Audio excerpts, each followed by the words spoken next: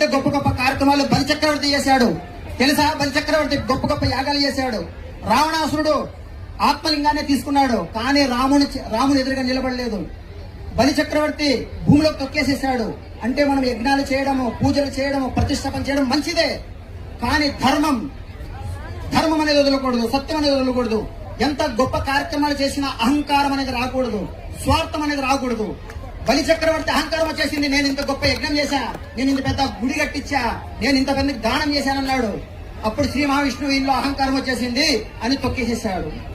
అలాగే రావణాసురుడికి ఆత్మలింగాన్ని తీసుకున్నాడు, అయినా కూడా స్వార్థం అహంకారం వచ్చేసింది.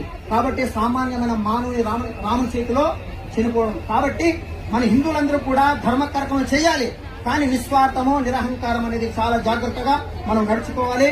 ప్రతి ఒక్క హిందువులందరూ కూడా మన దేవాలయాల కోసం, మన ధర్మం కోసం అందరూ కలిసికట్టుగా ఉండాలి. అలాగే చాలా మంది మంచి పనులు చేస్తుంటే కొంతమంది దుష్టశక్తులు అడ్డుపడుతుంటారు. ఎలాగైతే భద్రాచలంలో శ్రీరామదాసు వాళ్ళు గొప్ప రామాలయం కట్టించారు భద్రాచలంలో, కానీ ఆ శ్రీరామదాసుని జైల్లో వేసి కొట్టించారు. కానీ ఎవరు కాపాడారు ఆయన్ని?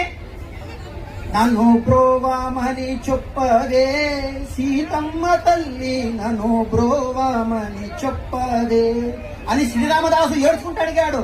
అడిగితే సాక్షాత్ రామచంద్రమూర్తి ఆంజనేయ స్వామి వచ్చి ఆయన్ని విడిపించారు. ఇప్పటికి మనకి చరిత్రలు ఉన్నాయి.